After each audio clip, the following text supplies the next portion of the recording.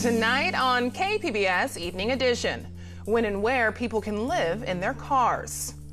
You need some help, you need some assistance. There's a place for you because we have one goal: get you out of your car and into housing that makes sense. San Diego's solution to create safe parking places for people who live in their vehicles. Plus, disposing nuclear waste at the shuttered San Onofre power plant. The latest push to get it off our shoreline quickly. And local students push for alternatives to formal discipline. Now the idea is gaining traction at the state capitol. KPBS Evening Edition starts right now.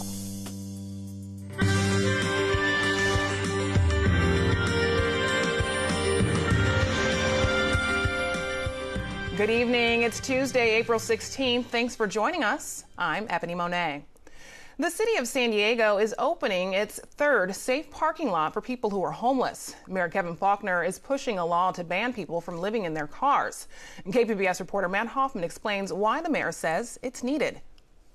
Here in Mission Valley, right across from SDCCU Stadium, this old overflow parking lot will soon be a place where people who are homeless can park both cars and RVs overnight. You need some help, you need some assistance. There's a place for you because we have one goal: get you out of your car and into housing that makes sense. We're also sending a strong message to those folks that just want to come live in their cars in neighborhoods. It's not going to be acceptable anymore. San Diego Mayor Kevin Faulconer says people living in their vans is destroying quality of life, and people have a right to clean and safe neighborhoods. He's proposing a new ordinance that would prevent that. It's not safe, it's not healthy, and it's not acceptable. When you start using words like safety, then you got to put your money where your mouth is. You can't say that because then if these people are unsafe, then that means they have to be, get rid of them, eliminate them, and that's not the case. They're exactly the opposite. They're mostly people who are down and out and who have a lot of problems and who can't get ahead and can't get a leg up or a step up. Pam Fortenberry has been living out of her van for the last 5 years. Earlier this year, the city council repealed a law that banned people from living in their cars.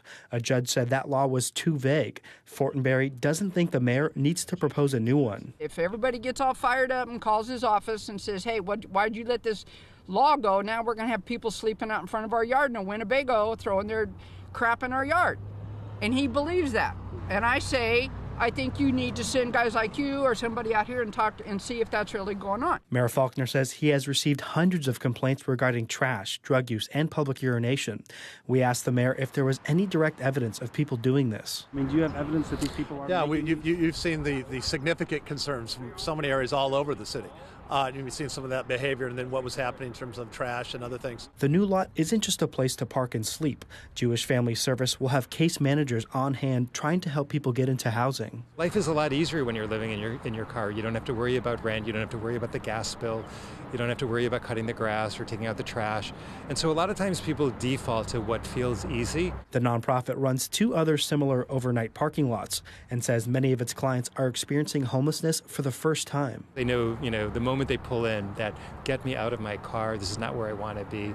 But for other individuals, the default, this is easy. Not that it's easy, because it's not easy to be sleeping in your car or in your RV, but it'll take some work to get people back into housing. I don't think anyone in our community should be living in a car. It's just, that's not a place to raise a family. That's not where you would want, we wouldn't want our mothers and fathers to grow old living in their car. The city says the overnight parking lot is set to open in about a month and a half.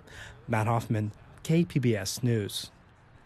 The nonprofit operating the lot says it will hold up to 300 vehicles. The city is paying for the space for at least a year.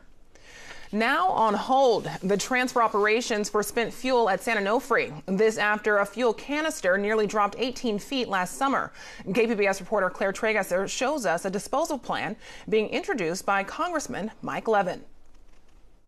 I'm here at the San Onofre nuclear generating station, where the decommissioning process is currently at a standstill, and there's still no long-term solution for what to do with the spent fuel.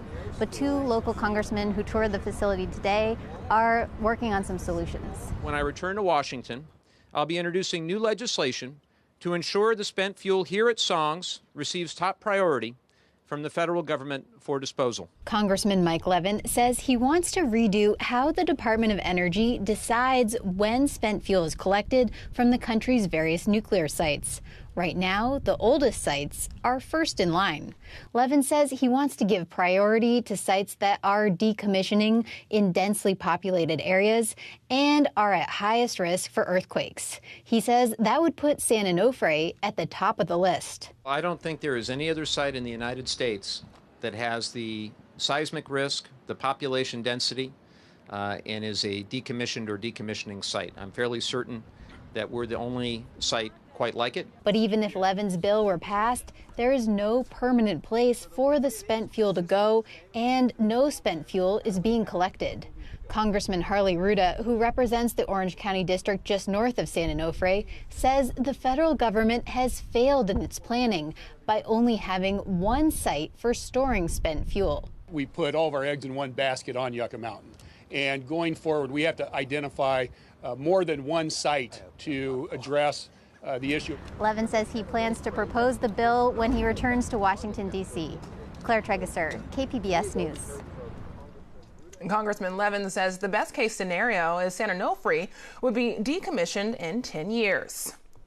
New details are released about the Marine Corps raider who was killed at Camp Pendleton over the weekend. According to KPBS military reporter Steve Walsh, the California native was an 8-year veteran of the Corps. Staff Sergeant Joshua Breka was 29 years old. Originally from Sacramento, he leaves behind a wife and child. Breka was a critical skills operator with the 1st Marine Raider Battalion, an elite unit stationed at Camp Pendleton. He joined the Marines in 2010. In 2015, he became a raider and deployed with the Marines Special Operator Unit starting in July 2017. Breka was critically injured when his MRZR tactical vehicle that he was driving rolled over during a training exercise Saturday. He was airlifted to Scripps Memorial Hospital in La Jolla, where he died Sunday evening. The Marines say the accident is under investigation. The MRZR looks like a dune buggy. It's only been in wide service in the Marines since 2017. Steve Walsh, KPBS News. Thanks, Steve. A big win for students from City Heights. Back in 2017, they pushed San Diego schools to adopt new alternatives for discipline. Now, a lawmaker wants the changes rolled out statewide. KPBS reporter Priya Sridhar takes a look at the proposal. Thank you. Eat, ice, oats, boots, take my guns and lands on you. These 4th and 5th graders are leaders in their school. They're heading up what they're calling restorative justice circles. DUCK. A lot of people keep a lot of stuff bottled up in their head. That's me. I keep a lot of stuff bottled up in my head. But when we do our circles, they get to the point where we feel comfortable. Eat, ice, oats, boots. Once a week, these students lead the circles and encourage their classmates to open up about their lives. It's part of a new approach to discipline. Instead of the typical suspensions, expulsions, and detentions, school officials are prioritizing mediation, counseling, and communication. It's a positive push towards creating a stronger, more positive community on our campus. Stepping away from consequences and helping students feel like they're in a loving community. Research shows students who were permanently or temporarily kicked out of school are more likely to come in contact with the juvenile criminal justice system. 2 years ago, San Diego Unified School District adopted the practice, and a group of kids from a City Heights-based nonprofit, Mid-City Community Advocacy Network, helped draft a school climate bill of rights. It is really a very important thing that's happening in our schools. Now, Assemblywoman Shirley Weber wants to brand the month of September as Restorative Practices in School Awareness Month in California. How do we bring folks back? How do we help people to come back into society and restore themselves? And that's what it's talking about, restoring yourself in the community. It helps not only the person who's been the victim of a situation, but the perpetrator as well as the community. We don't have people to throw away. I am brave. I am brave. These kids at Rowan Elementary School say restorative justice circles have helped them get closer to their classmates. I am beautiful. You just create stronger bonds with them. And closer and closer. You guys get closer and closer. And it's helped them be more compassionate, too. For me, it's taught me a lot of things, like how to, be there for people and how to, because for me, I'm a really talkative person. And for me, it taught me how to take time to listen to other people and be patient with them. They say they're proud that what started as a City Heights initiative I am powerful. is now moving across the state of California. I am somebody. Priya Sridhar, KPBS News. The resolution will go to the Assembly floor for a vote before it's finalized. Today, Apple and Qualcomm settled their patent war. The companies were facing off in federal court in San Diego. The dispute focused on technology that enables iPhones to connect to the internet and how Qualcomm charged royalties for its chip technology. The deal requires Apple to pay Qualcomm an undisclosed amount. It also includes a 6-year licensing agreement. Well, spring is here, which means warmer weather and an increase in mosquitoes and the diseases they carry. County officials met today to educate residents on how to protect themselves against mosquito bites and the West Nile virus. West Nile virus remains a public health threat in San Diego and can be deadly. The symptoms include fever, headache, and body rashes. Supervisor Greg Cox says the county is continuously working to lower mosquito populations. The county continues to work hard to protect everyone from mosquitoes and illnesses. We use helicopters to drop granular larvicide over 48 different waterways across the region where mosquitoes can breed.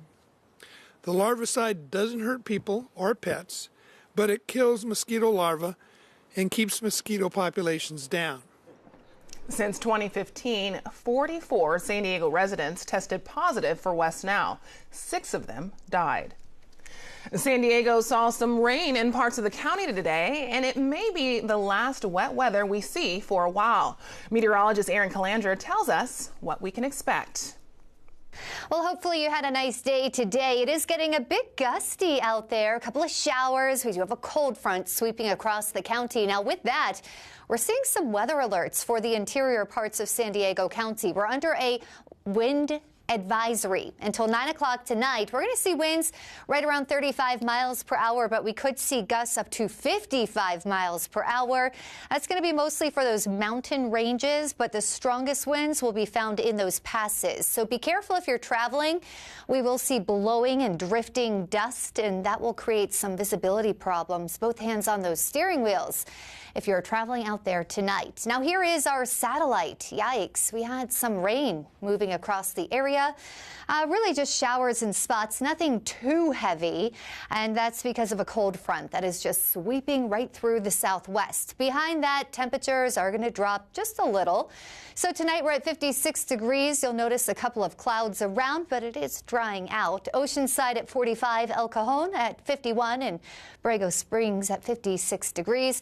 Tomorrow we are drier and warmer. Look at the jet stream. We have a big ridge here that's allowing some pretty nice conditions here for much of Southern California. The temperatures, well, in Ramona, 75, San Diego at 70 degrees. It is a little bit cool, but we can handle it. In Mount Laguna, 60 degrees with mostly sunny skies. It's going to become beautiful by the end of the week. High pressure building, that big ridge on top of us. It's going to be very pleasant, as usual, I could say.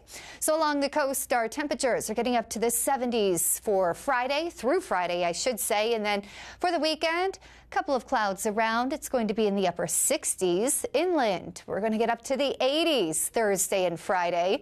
And then a bit cooler for the weekend with some sunshine. In the deserts, it's going to be pretty hot. We're talking in the 90s Thursday and Friday. Make sure you're drinking that water if you're outdoors. And in the mountains, staying pretty cool. We're going to be in the 60s each day with mostly sunny skies. For KPBS News, I'm Erin Calandra. Back to you.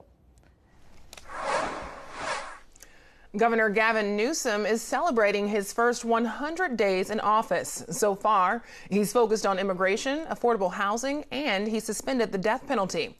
In an interview with Capitol Public Radio, the governor reflects on his time so far and what else he hopes to accomplish. I think at the end of the day, the first 100 days have been shaped by two things. One is California is the most un-Trump state. And the fact that we're now in 47, 48 lawsuits with the Trump administration, it's not what we chose, but we've stood tall and we pushed back against Trump and Trumpism, protecting our health care framework, protecting our diversity and advancing a different narrative around immigration. Our budget is very much in contrast to an administration that's running close to $1 trillion deficits. We'll be paying down all of our debt. And I think that obviously has marked disproportionate amount of time and energy as it relates to the work we've done. I spent 2+ years on the campaign trail saying I was going to vigorously address the issue of housing and homelessness, and address the issues of preschool and education, environmental stewardship, and I think we've at least made down payments on all those things. And had I not done that, I think the critique would have been, well, wait, you came in and promised all of these things, and now you've abandoned them to do just 1 or 2 things. So I don't know if that's a mistake, but I sort of reflect on that as sometimes things getting lost in the message, that sometimes things take shape that get a lot of attention, other things that are worthy of, I think, public attention often are overlooked. And from a communications perspective, perhaps that's a significant reflection. We need to pay down pension obligations. We need to pay off all of our debt. I want to pay off 100% of our debt. I want to begin to aggressively pay off pension obligations where there's a huge return on that investment. A historic rainy day reserve, because I want to make sure we're ready for an economic downturn. I want to be wise and thoughtful about one-time surpluses being used for one-time investments, and there's a distinction there. We put together, I think, a very thoughtful budget that was fairly well received by all sides of the political aisle. I was pleased that more conservative-minded people thought there were aspects that made sense. More progressively-minded people like the investments in preschool and keeping the costs of education, higher education, flat by investments in higher education and child care programs, obviously health care, expanding not just the opportunities as it relates to the ACA, but reimbursement rates for more early childhood screenings and the like. So I think you'll see that reflected in the May revise, and that same kind of discipline, but same kind of progressive framework of investment. I think the budget is well equipped to address, but I think if you start adding all these other things, these ongoing expenses, using one-time money, you're going to end up back to where we were. And with all due respect, I'm not willing to go back to the bad old days of budgeting. I like what Governor Brown did and the new approach to budgeting. We want to build on that. It's a humbling place to be.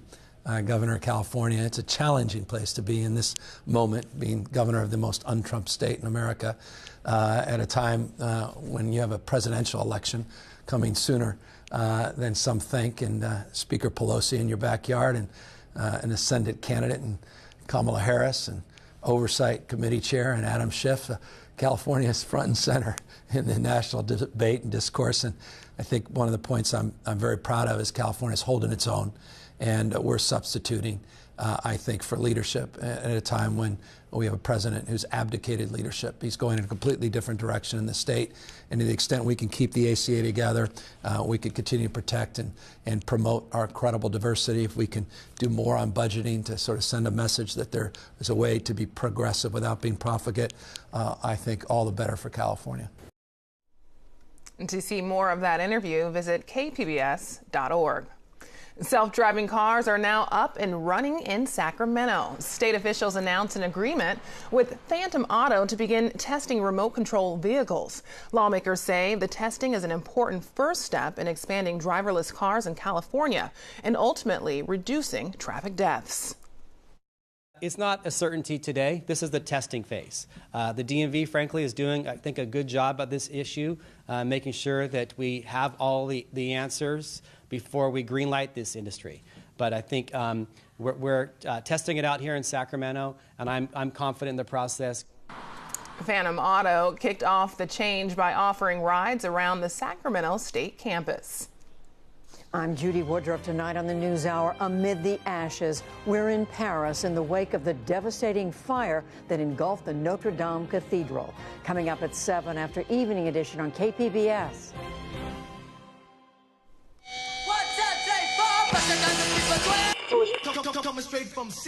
When you think about the early punk, hip-hop, or skate scene, you may think about Hollywood, London, or even New York. But San Diego had its very own underground culture, and the San Diego History Center is celebrating that culture with a brand new exhibit. And to tell us more about it is curator Katie Johnson. Hi, welcome. Thanks for coming. Tell us about this new exhibit and how it all came about. Well, This most recent exhibit is I'm Not Like You, Notes from the San Diego Underground, and it really celebrates the unique facets of skate, hip-hop, and punk subcultures in San Diego from the late 1970s to the early 1990s. Can you talk about, the early signs that there was an emerging punk scene here in San Diego?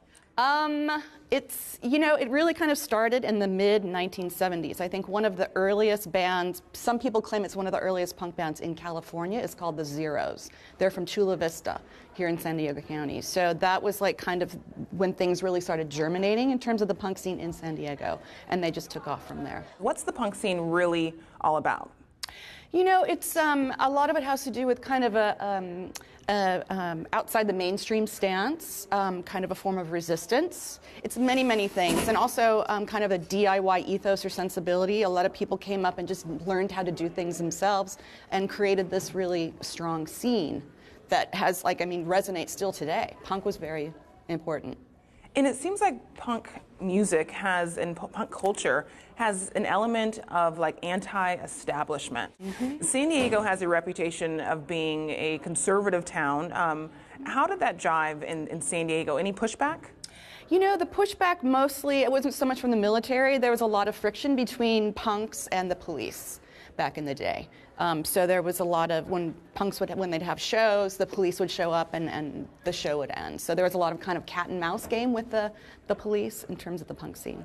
And where was the punk scene in San Diego? It was all over the place, but it was really, a lot of it was concentrated downtown. There were a lot of punks who lived downtown, and the punk and art scenes were very much kind of dovetailed. That's a really important thing to note. A lot of it happened downtown, and then a lot of the shows took place at halls and different venues like that were not big concert. This is pre-Casbah.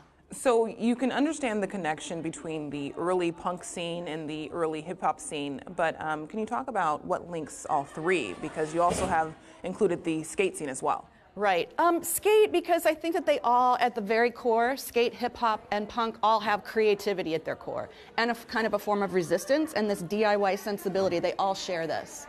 So a lot of them are centered around music as a creative form, art as a creative form. Behind us right here we have a piece that we commissioned by a graffiti writer named Escape. So I think that they all intersect in that way. And they all kind of emerged and thrived, especially during the late 1970s to the early 1990s, during the 1980s. How would the San Diego punk scene and the San Diego hip-hop scene fit into the larger scenes as a whole happening across the country? It's interesting, and I think in terms of hip-hop, especially with graffiti writers, there were a lot of men in the military who were stationed here in San Diego from elsewhere, especially the East Coast. They would come and teach some of the graffiti writers how to write in an East Coast style. So I think that it was a highly localized scene, but it also had connections to the outside by people who were, by outside influences and kind of these people, sharing what they were doing and what they knew. Talk a little bit more about that. It sounds as if this exhibit has come together from individuals telling about their personal experiences, being involved in these underground cultures here in San Diego. Can you talk about where the photos come from and how it all comes together? Yes, the content of the show is completely sourced from the collections and the histories and the stories of the people who were part of these scenes, 100%. So all the people who have given me these things to use they're the subject matter experts. So I'm trying to tell their stories through their perspectives and through the objects that they have and the memories that they have. In the museums and art centers here in Balboa Park, you see oftentimes fine art being celebrated. Why celebrate underground culture? Because it's an important history. These are important histories that have not really been told. And at the San Diego History Center, that's what we're interested in doing, is telling the story of communities that have not had the chance to represent themselves and to do it through their perspective. So we are telling their story. So, Katie, for people who are really excited about this exhibition, tell us the details about when it's going to open and how people can see it. Sure. The exhibition opens this Saturday, April 20th, at 6 to 8 p.m. here at the History Center. History Center members are complimentary, and everybody else is $5. There'll be a cash bar and light refreshments.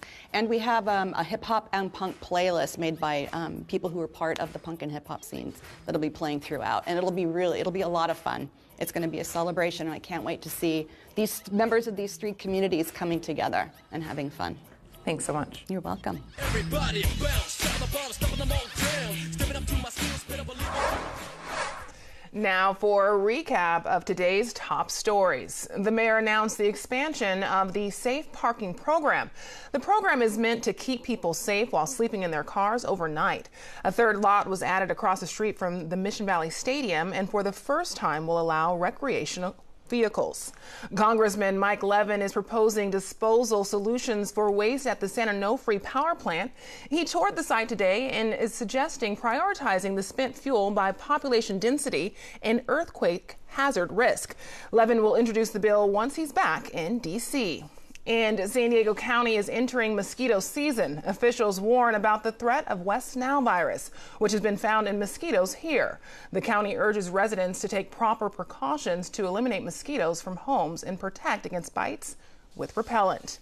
You can find tonight's stories on our website, kpbs.org/evening edition. Thanks for joining us. Have a great night.